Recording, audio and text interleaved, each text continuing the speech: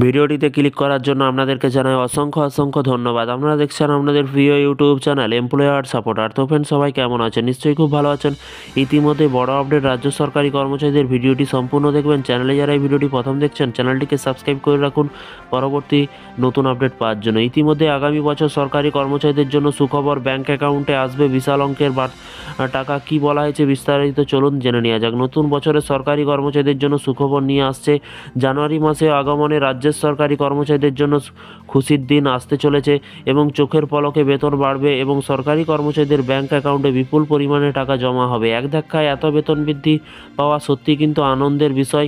দীর্ঘ প্রতীক্ষা এই দিন কিন্তু শেষ হতে চলেছে, কারণ একযোগে কিন্তু 4% ডিএ বৃদ্ধির ঘোষণা করা হয়েছে। নতুন বছরটি সরকারি কর্মচারীদের জন্য ভালো প্রমাণিত হবে, কারণ একসঙ্গে এত বেতন অ্যাকাউন্টে এলে খুশি হওয়া কিন্তু স্বাভাবিক। মহার্ঘ ভাতা বাড়ানোর দাবিতে দীর্ঘদিন ধরে আন্দোলন করে আসছিলেন সরকারি কর্মচারীরা। অবশেষে সব জল্পনা কল্পনা অবসান ঘটিয়ে মহার্ঘ ভাতা বাড়ানো হচ্ছে। যদিও সরকারের পক্ষ থেকে আনুষ্ঠানিকভাবে এখনও কিছু জানানো হয়নি, তবে গত বছর বাংলার মুখ্যমন্ত্রী মমতা বন্দ্যোপাধ্যায় 21শে ডিসেম্বর রাজ্যের সরকারি কর্মচারীদের জন্য ডিএ বাড়িয়েছিল, কিন্তু এই বছর ইতিমধ্যে দ্বিগুণ ডিএ বাড়িয়েছে সরকার।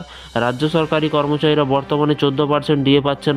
অনেক কর্মচারী নতুন বছরের শুরুতেই কিন্তু আরেকটি বাড়ানোর আশা করছে। এর পাশাপাশি তবে কেন্দ্রীয় সরকারি কর্মচারীরা এক্ষেত্রে অনেক কিন্তু এগিয়ে।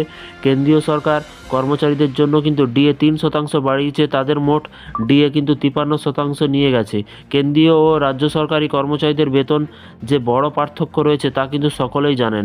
এই ব্যবধান বাংলার সরকারি কর্মচারীদের মধ্যে অসন্তোষ বাড়িয়ে তুলেছে এবং কেউ এমনকি ডিএ বৃদ্ধির দাবিতে তাদের আন্দোলনে তীব্র করার হুমকিও কিন্তু দিয়েছেন। প্রধানমন্ত্রী আবাস যোজনা হাউস স্কিমে কিন্তু অধীনে একটি বাড়ি কিন্তু পেয়েছি কিন্তু ভুল উপায়ে এই ব্যাপার সমস্যার সম্মুখীন।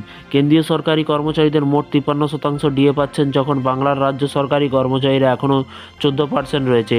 এত বড় পার্থক্য রাষ্ট্রীয় কর্মচারীদের মধ্যে অসন্তোষ তৈরি করেছে এবং অধিকন্ত এবং কেন্দ্রীয় সরকারি কর্মচারীদের জন্য 8ম বেতন কমিশন শীঘ্রই কিন্তু ঘোষণা করা হবে বলে কিন্তু আশা করা হচ্ছে, যা সরকারি কর্মচারীদের ন্যূনতম মজুরি বাড়াতে পারে। এতদিন সরকারি কর্মচারীরা 38% ডিএ পেতেন, কিন্তু এখন তা বেড়ে কিন্তু 46% হয়েছে। কেন্দ্রের সমান ডিএর জন্য কিন্তু সরকারি কর্মচারীরা দীর্ঘদিন ধরে কিন্তু লড়াই করে আসছে এবং এখানেই কিন্তু শেষ নয়। সরকার 4% ডিএ বৃদ্ধির ঘোষণা করেছে। আগামী বছর রাজ্য সরকারি কর্মচারীদের বেতন বাড়বে, তবে কিন্তু একটা কথা মনে রাখতে হবে যে এই ডিএ বৃদ্ধি সবার জন্য নয়।